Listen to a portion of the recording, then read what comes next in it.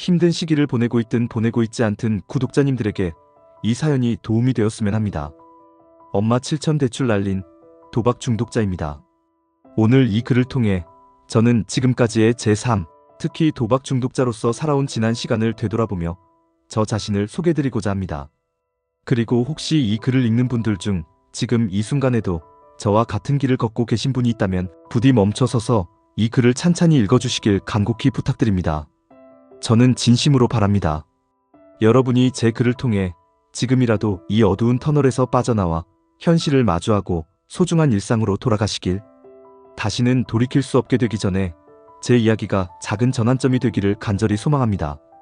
1부 20대 중반, 처음으로 도박의 유혹을 알게 되다. 저는 여러 번 휴학과 복학을 반복하며 대학을 다녔고 결국은 또래보다 조금 늦은 나이에 졸업장을 받을 수 있었습니다. 졸업 이후에는 다행히도 한 소기업에 취업하게 되었고 처음 계약한 연봉은 2천만 원 초반대로 기억됩니다. 한 달 내내 주말도 없이 근무하여 받은 첫 월급은 190만 원 정도였습니다. 물론 누군가에게는 이 금액이 결코 적지 않은 금액일 수 있겠지만 당시 저의 주변 친구들은 부모님의 인맥이나 배경 덕분에 비교적 수월하게 이름 있는 대기업에 취직을 하며 5천만 원, 6천만 원에 달하는 연봉과 성과금 이야기를 자연스럽게 나누고 있었습니다. 그런 환경 속에서 저의 자존감은 점점 낮아졌고 어릴 적부터 유난히 강했던 돈에 대한 욕망과 주변 사람들에게 인정받고 싶다는 강박이 점점 더 커져만 갔습니다. 저는 누군가에게 보여주기 위한 삶을 살고 있었고 그 과정에서 명품 옷이나 나이에 어울리지 않는 고가의 자동차 등 외적인 치장에 집착하게 되었습니다. 그렇습니다. 지금 돌아보면 저는 겉멋이 잔뜩 든 사람이었고 바로 이 시기가 제 인생이 무너져 내리기 시작한 첫 단추였던 것 같습니다. 어릴 적부터 축구를 좋아했던 저는 자연스럽게 스포츠 토토라는 합법적인 베팅 시스템에 관심을 갖게 되었고 처음엔 가벼운 호기심으로 접근했지만 이내 불법 도박 사이트에까지 손을 대게 되었습니다. 그곳에서 처음 접하게 된 게임이 바로 사다리 타기였습니다. 단 30분도 채 안 되는 짧은 시간 안에 10만 원을 100만 원, 심지어 200만 원으로 불릴 수 있다는 희열. 그 도박의 쾌감과 도파민이 분출되는 그 감각은 저를 순식간에 깊은 중독의 늪으로 끌어들였습니다. 그렇게 돈은 더 이상 노력의 결과물이 아닌 숫자, 노름으로 보이기 시작했습니다. 돈을 물 쓰듯이 쓰기 시작했고 조금만 부족하면 난 10만 원으로도 일어설 수 있어라는 근거 없는 자신감으로 계속해서 도박을 이어갔습니다. 결국 단 3개월 만에 매달 받은 급여를 도박에 전부 투자하고 모두 잃게 되었습니다. 사다리 게임의 위험성을 조금은 느낀 저는 도박 중독 치료 카페에 가입하게 되었고 다양한 글을 읽으며 사설 도박의 실체와 위험성에 대해 조금씩 깨닫게 되었습니다. 나는 이렇게 되면 안 되지, 다시는 하지 말자는 다짐으로 모든 사이트를 탈퇴했습니다. 잠시 도박과 멀어진 채 소기업에서 중소기업으로 이직을 하게 되었고 연봉도 2,600만 원에서 2,800만 원 사이로 조금은 올랐습니다. 이 회사는 교통편이 좋지 않아 자가용이 필요했고 저는 별다른 생각 없이 첫 차를 구매하게 됩니다. 당시 저는 신용카드, 할부, 캐피탈, 금리 같은 금융 개념에 대한 이해가 전혀 없는 상태였고 그저 지금 차가 필요하다, 신차를 타고 다니면 친구들에게 자랑도 할 수 있겠지라는 단순한 마음으로 무려 2,900만 원짜리 차량을 5년 할부로 구매하게 됩니다. 월급은 여전히 200만 원 초반대를 유지하고 있었고 차량 유지비에 적금까지 부으면서 처음엔 잘 지내는 듯 보였습니다. 그러던 어느 날 자동차 보험 갱신 시기가 다가왔고 100만 원대의 목돈이 필요했지만 손에 쥔 현금이 없어 적금을 깨고 싶지 않던 저는 처음으로 신용카드 할부를 이용하게 됩니다. 이때부터 제 할부 인생이 본격적으로 시작된 것이었습니다. 할부는 정말 매력적이었습니다. 지금까지 사고 싶었던 고가의 의류, 고급 식사, 갖고 싶던 물건들을 모두 당장 구매할 수 있었기 때문입니다. 그렇게 소비는 커져만 갔고 급여로는 점점 감당이 되지 않았습니다. 어떻게든 다시 큰 돈을 벌 수는 없을까? 그 순간 떠오른 건 또다시 스포츠 토토였습니다. 2부 다시 시작된 도박, 그리고 나락으로의 추락. 그렇게 저는 다시 스포츠 토토에 손을 대기 시작했습니다.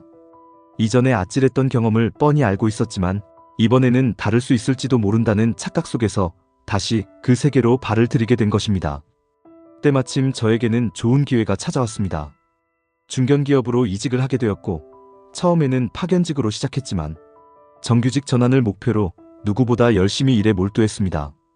운 좋게도 그 노력이 결실을 맺었고 마침내 정직원이 될 수 있었습니다. 무엇보다 제 인생에서 처음으로 월 300만 원 이상의 급여를 받게 되었고 이는 제게 큰 희망과 가능성처럼 다가왔습니다. 그 당시엔 차량 할부금, 신용카드 할부, 적금, 생활비를 모두 지출하고도 수중에 돈이 남았기 때문에 여유자금으로 다시금 토토에 손을 대는 것이 그리 큰 문제로 느껴지지 않았습니다. 게다가 코인에도 관심을 갖게 되었고 막 시작했을 당시에는 초심자의 행운이라는 것이 따라주었습니다.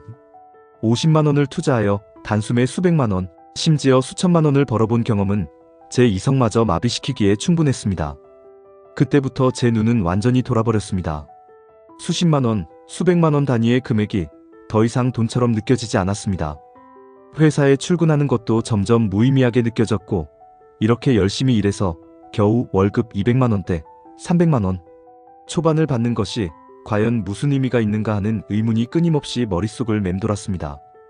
그렇게 현실 세계에 대한 회의와 도박에 대한 환상이 저를 완전히 지배하게 되었고 결국 시간이 지남에 따라 모든 돈을 다 잃고 말았습니다.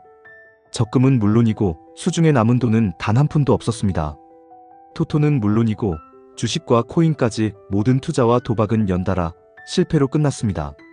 점점 마음은 조급해졌고 하루하루가 온통 도박 생각으로 가득 차며 제 뇌는 온전히 도박에 의해 지배되고 있었습니다. 그렇게 저는 처음으로 현금 서비스와 대출이라는 길로 발을 들이게 됩니다. 그리고 설상가상으로 다니던 회사의 경기가 나빠지기 시작하면서 급여가 밀리기까지 했습니다. 상황은 더욱 악화되었고 제 인생은 점차 걷잡을 수 없는 방향으로 흘러가게 되었습니다. 매달 나가야 하는 고정비는 여전히 존재했지만 손에 쥔 돈은 없었습니다. 그렇게 저는 신용카드와 대출을 이용한 돌려막기를 시작하게 되었고 이로 인해 빚은 눈덩이처럼 불어나기 시작했습니다. 이 시점부터 제 정신은 온전히 도박에 점령당해 있었고 저는 점점 가면을 쓰고 살아가기 시작했습니다. 가장 마음이 아팠던 것은 제가 제일 사랑하고 믿었던 부모님에게조차도 진실을 털어놓지 못하고 아무렇지 않은 척 착한 아들인 척 가장하며 살아갔다는 사실이었습니다. 주변 사람들 앞에서도 마찬가지였습니다. 저는 늘 평범한 사람인 것처럼 아무 문제 없이 잘 지내고 있는 사람인 것처럼 행동하며 살아갔습니다. 그러나 집에 돌아오면 현실은 달랐습니다. 빚을 갚지 못해 생기는 압박감과 이 돈을 어떻게 갚아야 할까 하는 걱정으로 하루하루가 파괴되고 있었고 점점 제 삶은 망가져갔습니다. 결국 빚은 어느덧 9천만 원 가까이 쌓이게 되었고 그때서야 저는 더 이상 이대로는 안 되겠다는 절박함 속에서 개인회생이라는 제도를 알아보게 되었습니다. 하지만 그조차도 쉽게 시작할 수 있는 일은 아니었습니다. 저는 부모님은 물론 친구, 여자친구에게조차 이 사실을 숨긴 채 혼자서 모든 것을 감당하며 개인회생을 진행해야만 했습니다. 3부 나라의 도움을 받다 개인회생의 시작. 도박에 중독된 채 삶의 균형을 완전히 잃고 있었던 저는 결국 9천만 원에 달하는 막대한 빚을 짊어지게 되었습니다. 이 금액은 이미 제 수입으로는 도저히 감당할 수 없는 수준이었고 하루하루가 고통과 절망의 연속이었습니다. 그러던 중 마지막 희망처럼 다가온 제도가 있었습니다. 바로 개인회생이었습니다. 저는 모든 것을 내려놓고 법원에 개인회생을 신청하기로 결심했습니다. 단, 이 절박한 결정을 가족들에게 알릴 수는 없었습니다. 부모님께 들키는 것이 두려웠고 무엇보다 그들에게 실망을 안기고 싶지 않았기 때문에 모든 과정을 몰래 진행해야만 했습니다. 특히 우편물 방어라는 말이 생소하던 시절 집으로 날아오는 등기 하나하나에 극심한 불안과 공포를 느끼며 하루하루를 버텨야 했습니다. 여러 은행과 카드사로부터 골고루 돈을 빌렸던 저는 하루에도 수차례 독촉 전화와 문자에 시달렸고 심지어 번호를 차단해도 다른 번호로 연락이 오는 상황 속에서 정신적으로 완전히 피폐해져 가고 있었습니다. 이러한 상황 속에서 저는 정말 진심을 담아 반성문을 작성했습니다. 그동안의 잘못된 선택과 반복적인 도박, 가족들에게조차 숨겨왔던 거짓된 삶에 대해 스스로를 철저히 돌아보며 작성한 그 반성문은 결국 법원의 마음을 움직였고 저는 금지 명령을 승인받는 데에 성공했습니다. 금지 명령이 내려졌다는 것은 그동안 저를 괴롭히던 독촉, 전화와 압박으로부터 잠시나마 벗어날 수 있게 되었다는 뜻이었습니다. 저는 처음으로 마음의 평온을 느낄 수 있었습니다. 그리고 몇 달 후 개인회생 절차가 정식으로 개시되었고 곧이어 인가까지 승인받게 되었습니다. 제 인생의 또 다른 국면이 시작된 것입니다. 법원에서 정해준 변제 조건은 164만 원씩 총 43개월간 납부하는 것이었습니다. 변제율이 생각보다 높아 부담은 되었지만 저는 지난날의 잘못을 돌이켜보며 이 정도의 고통은 당연히 감수해야 하는 대가라고 받아들였습니다. 오히려 그 상황조차 감사하다는 생각이 들었습니다. 저는 진심으로 다짐했습니다. 이제는 정말 다시는 도박을 하지 않겠다. 내가 다시 이 늪에 빠지는 일은 결코 없을 것이다. 그렇게 변제 기간이 시작되었고 저는 1년 가까운 시간 동안 단 한 번의 미납 없이 성실하게 변제금을 납부하며 살아갔습니다. 매달 빠듯했지만 저는 제가 한 약속을 지키기 위해 발버둥을 쳤습니다. 가족들에게 알리지 않은 죄책감도 있었지만 그래도 이제부터는 정말 바르게 살고 있다는 위안이 있었습니다. 그러나 그 결심은 오래가지 못했습니다. 저는 다시 스포츠 토토에 손을 대고야 말았습니다. 사부. 다시 도박에 빠지다 악순환의 재발과 또 다른 거짓. 개인회생이 개시된 이후 저는 약 1년 가까운 시간 동안 단 한 번의 변제금, 미납 없이 성실하게 납부를 이어가며 지난날을 깊이 반성하고 있었습니다. 이제는 진심으로 도박을 끊었다고 생각하며 그래도 조금씩 정상적인 삶에 가까워지고 있다고 믿었죠. 하지만 그 믿음은 결국 또 한 번 배신당하고 맙니다. 저는 다시 스포츠 토토에 손을 대고 말았습니다. 스스로도 이유를 정확히 설명하기 어려울 만큼 그 선택은 너무도 자연스러웠고 무서우리만치 익숙했습니다. 왜 다시 그 길로 빠졌을까? 지금에 와서 곰곰이 생각해보면 그것은 단순한 유혹이나 실수가 아니라 행위 중독이라는 이름의 병 때문이었습니다. 출근길에 한 장, 퇴근길에 또 한 장. 마치 매일 아침 커피를 마시는 것처럼 저는 똑같은 루틴으로 도박에 손을 대고 있었습니다. 오랜 시간 이용했던 토토 가게 사장님과 어느새 안면이 생겼고 어느 날 제가 먼저 조심스레 말을 꺼냈습니다.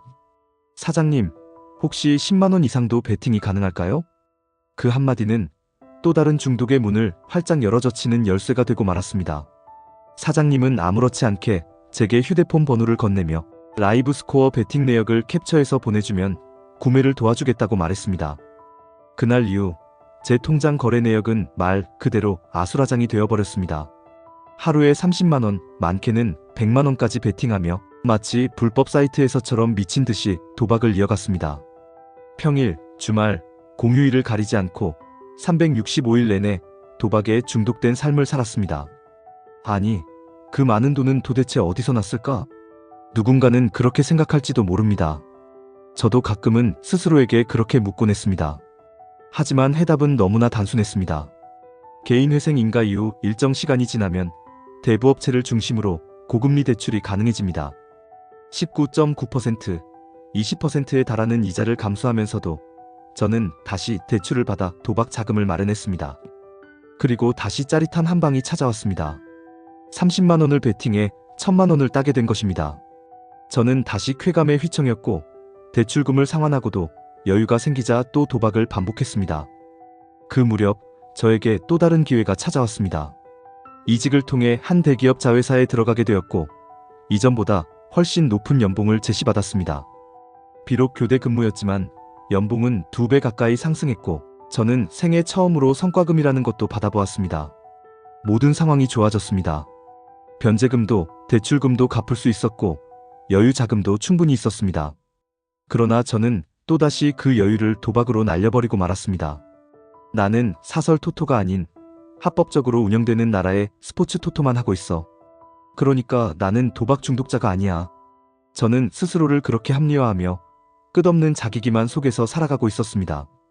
지금 돌아보면 정말이지 미친 사람이었죠. 그렇게 반복된 삶이 1년 넘게 이어졌습니다.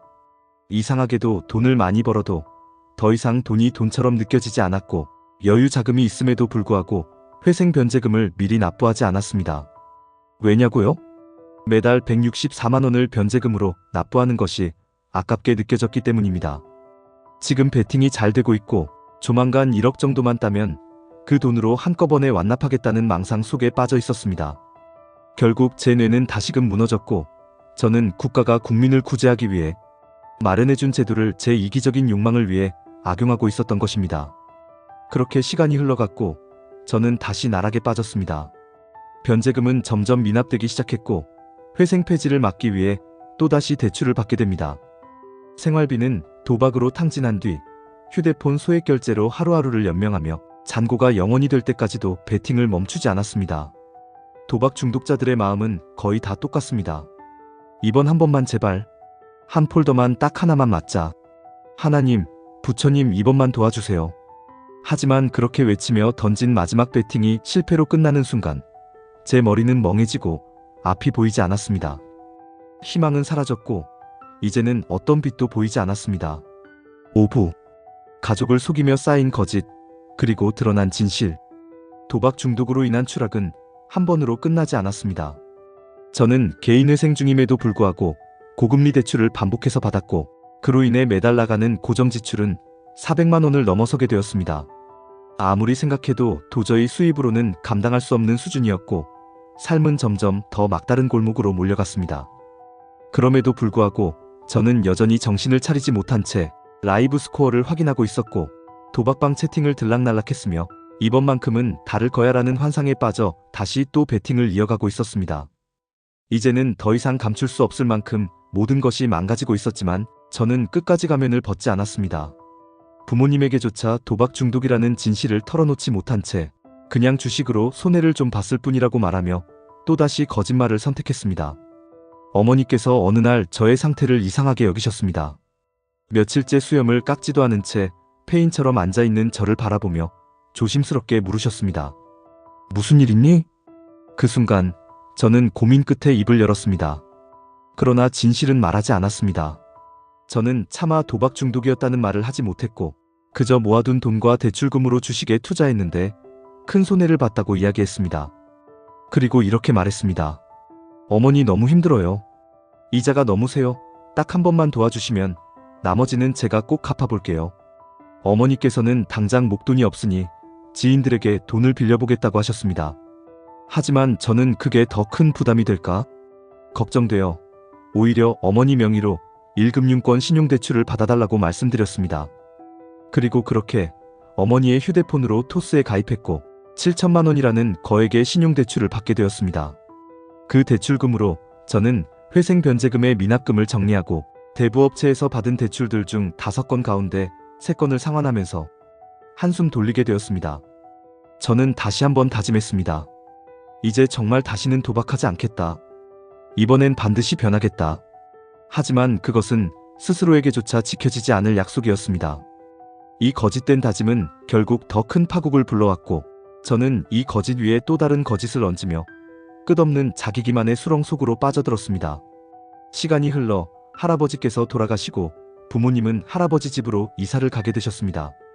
저는 혼자 아파트에 남게 되었고 이 혼자 있는 시간이 저에게는 치명적이었습니다. 주위에는 아무도 없었고 집에 돌아오면 저를 말려줄 가족도 저를 붙잡아줄 사람도 없었습니다. 그 고요한 밤의 정적 속에서 저는 또다시 도박을 시작했습니다. 스스로도 이건 잘못된 행동이다라는 것을 뻔히 알고 있었지만 이미 행위 중독이라는 병에 깊숙이 물들어버린 저는 하루하루 베팅을 하지 않으면 견딜 수 없는 상태가 되어 있었던 것입니다. 출근 전에는 해외 야구, 퇴근 전에는 국내 경기, 잠들기 전에는 해외 축구. 그야말로 도박이 저의 하루 일과가 되어버린 셈이었습니다. 주변 친구들은 헬스나 골프, 캠핑 같은 건강하고 생산적인 취미를 즐기고 있었지만 저는 그저 베팅으로 도파민이 터질 때 느끼는 그 순간의 쾌감만을 좇으며 하루하루를 허무하게 보내고 있었습니다. 당연히 다시 빚이 쌓이기 시작했습니다. 대부업체 대출은 또 늘어났고 회생 변제금은 다시 미납되기 시작했습니다. 더는 어머니께 말씀드릴 수 없었기에 저는 평상시처럼 아무 일 없는 척 가면을 썼고 어머니의 휴대폰으로 또다시 몰래 대출을 받기 시작했습니다. 1,000만 원, 2천만 원, 3천만 원. 이때에 저는 죄책감도 느끼지 않았고 앞으로 어떤 일이 벌어질지에 대한 계획조차 세우지 못한 채 그저 도박에 대한 강박적인 충동에만 사로잡혀 있었습니다. 지금 생각해보면 저는 그 순간까지도 스스로를 도박 중독자라고 인식조차 하지 못한 채 그저 이번 한 번만 더라는 망상 속에서 자신을 속이며 살아가고 있었던 것입니다. 그렇게 수년간 가면을 쓰고 살아온 저는 어느덧 그 가면이 저의 일부처럼 느껴질 정도가 되었습니다. 벗고 싶었지만 벗는 것이 두려웠고 시간이 갈수록 진짜 나 자신이 누구인지조차 잊어가고 있었습니다. 그러던 2024년 12월 결국 모든 것이 들통나는 사건이 벌어지고 맙니다. 6부 무너진 비밀 가족 앞에 드러난 도박의 민낯. 2024년 12월 마침내 그동안 제가 숨겨왔던 모든 거짓과 위선이 한순간에 무너져 내리는 사건이 발생했습니다. 그날은 여느 날과 다를 바 없는 평범한 하루였습니다. 저는 여전히 어머니의 휴대폰으로 소액 결제를 돌리며 하루하루를 겨우겨우 버티고 있었고 그동안 받아온 고금리 대출과 회생 미납금, 생활비 부담에 짓눌려 숨도 제대로 쉬지 못하는 상황이 이어지고 있었습니다. 그런데 어느 날 갑작스레 친누나로부터 연락이 왔습니다. 엄마 폰으로 대출 받았어? 그 말을 듣는 순간 제 심장은 거세게 뛰기 시작했고 온몸이 굳어버렸습니다. 입술은 바짝 말랐고 손은 떨렸으며 세상이 멈춘 듯한 공포감이 저를 덮쳐왔습니다. 사실은 이랬습니다. 어머니 명의로 받아온 대출 중 하나에서 토스 측 이벤트 문자가 어머니에게 발송되었고 어머니께서는 그 문자를 아무 생각 없이 누나에게 보여주셨습니다. 그 순간 누나의 눈에 모든 대출 내역이 드러나게 된 것이었습니다. 저는 그동안 모든 대출 문자 알림을 막아두고 철저하게 숨기며 살아왔기에 절대 들킬 리 없다고 생각했습니다. 하지만 결국 비밀은 영원할 수 없었습니다.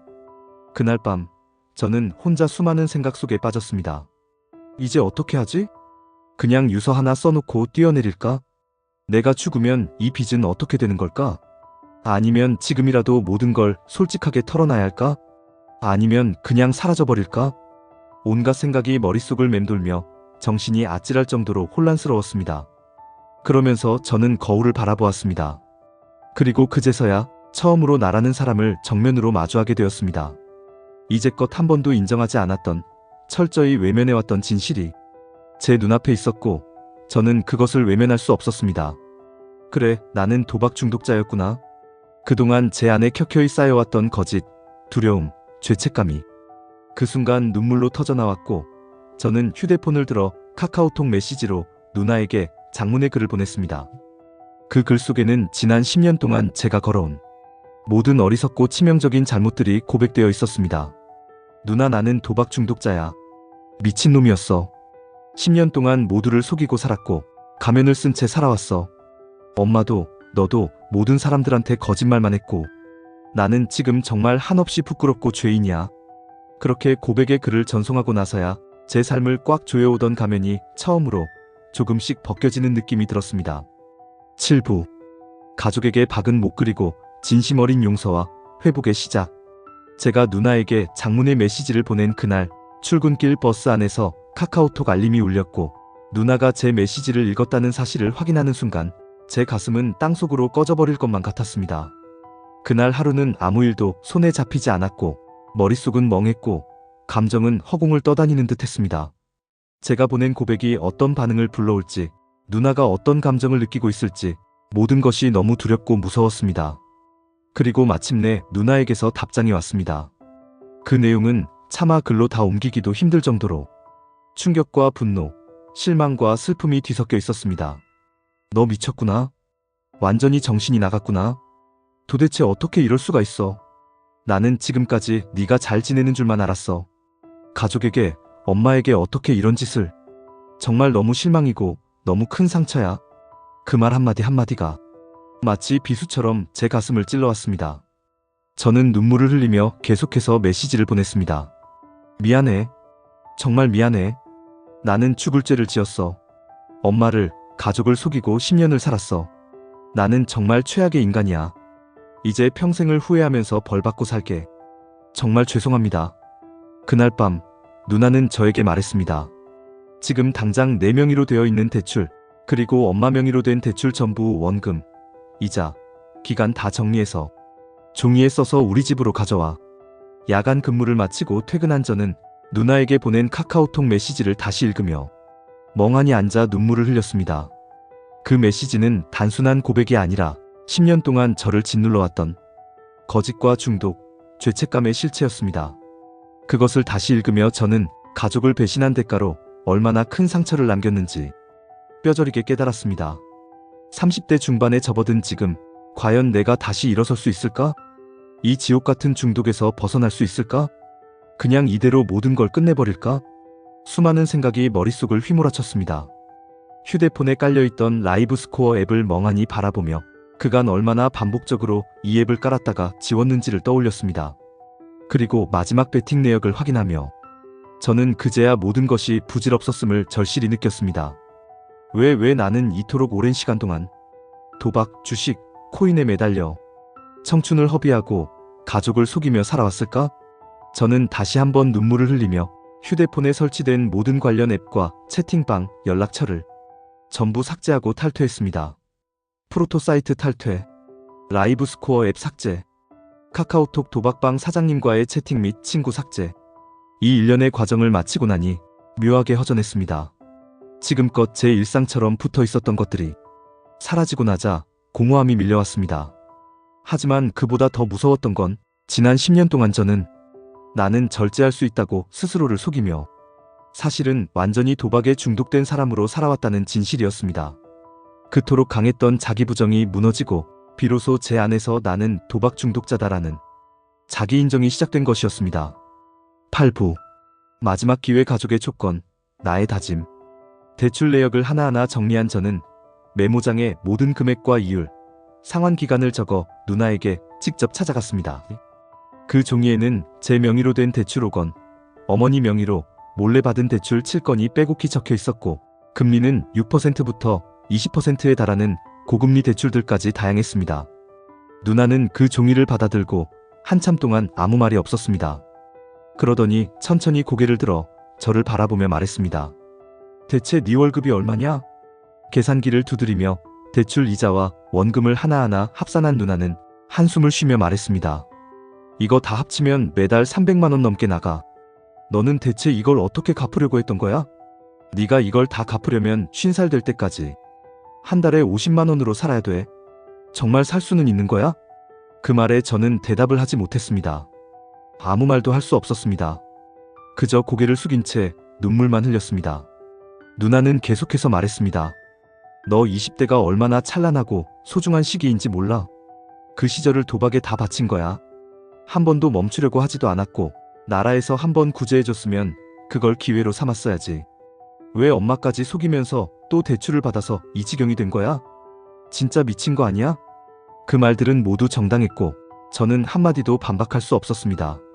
그건 누나의 분노가 아니라 상처 입은 가족의 외침이었고 저를 다시 사람답게 살게 하려는 마지막 경고였습니다. 누나는 말했습니다. 앞으로 내가 시키는 대로 안 하면 이번이 마지막이야. 또 도박하면 나는 너랑 절연할 거야.